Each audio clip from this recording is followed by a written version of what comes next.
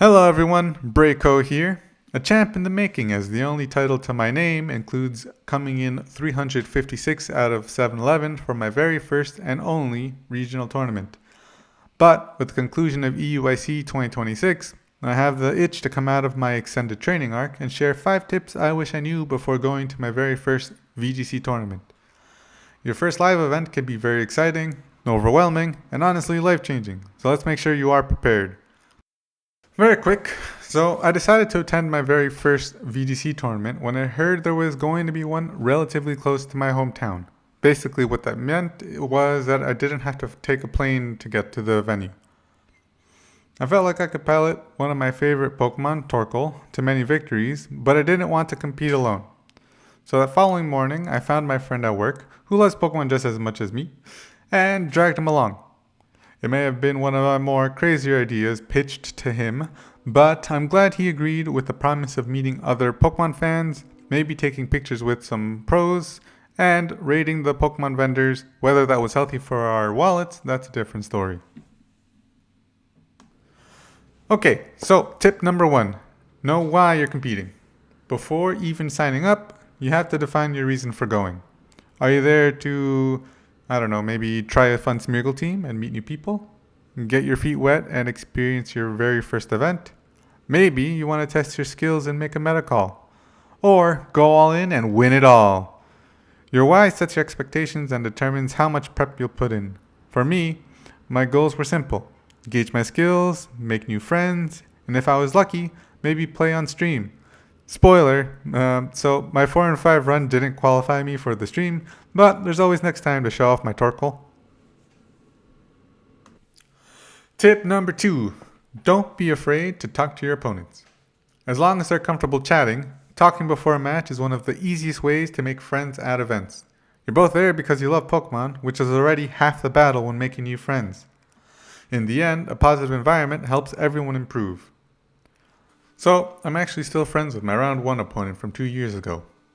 It was both our first time at a regional, and boy did it feel like we were battling each other in the finals on stage. It was a nail-biting 3-set match. My opponent playing a balance team versus my Trick Room and Sun team. It was a match that left a lasting impression. In the 3rd set, I had to play out of my mind to claw back from losing one of my key pieces early, predicting turn after turn as if I were an Alakazam. In the end, I misread a crucial turn, and my new rival was able to come on top. After our match, we kept cheering each other on. Even though we both didn't make day 2, we still won a friendship, which is the beauty of going to these live events. Tip number 3. Please, don't reveal your team's weaknesses.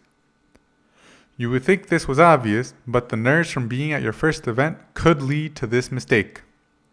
Before a match, when I would ask my opponents how their tournament was going, a couple of them would casually mention what team they struggled with.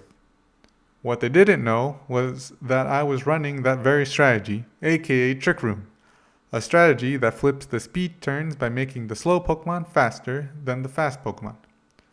So, imagine their faces when we exchanged team sheets and they saw Torkoal and Furograph after mentioning their weakness to Trick Room.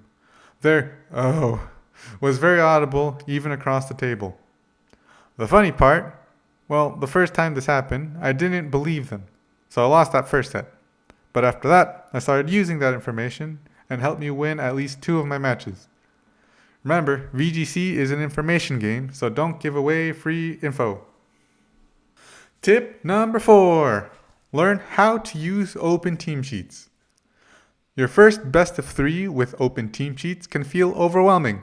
Suddenly, you know every move, item, and terror type your opponent has in 7 different languages. And that can paralyze you faster than a prankster Grimmsnarl using Thunder Wave. Just so you know I'm not kidding, here is an example of my team sheet from when I competed at the Hartford Regional. Since I never practiced best of 3 before the event, what helped me was pretending I didn't see the extra information until after I decided on my 4 Pokemon before locking in. That gave me time to think about my game plan first, and then refine it with the details as I learned with the team sheet and throughout the match.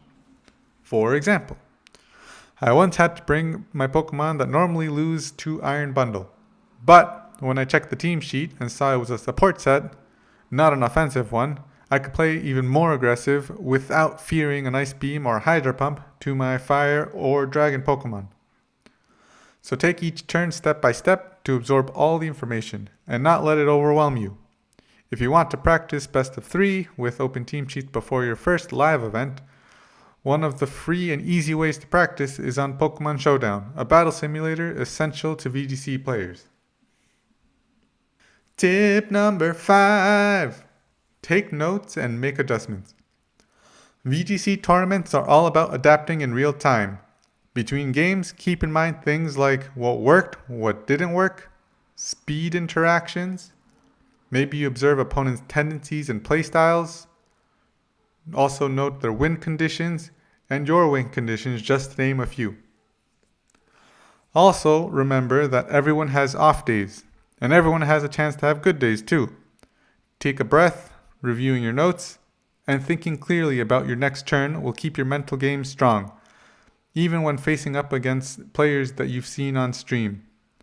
Live VGC tournaments isn't just a place where you test your skills in battling, but also test your endurance.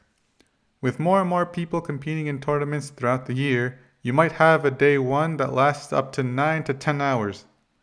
That is why it is important to reset your mental before going into each match.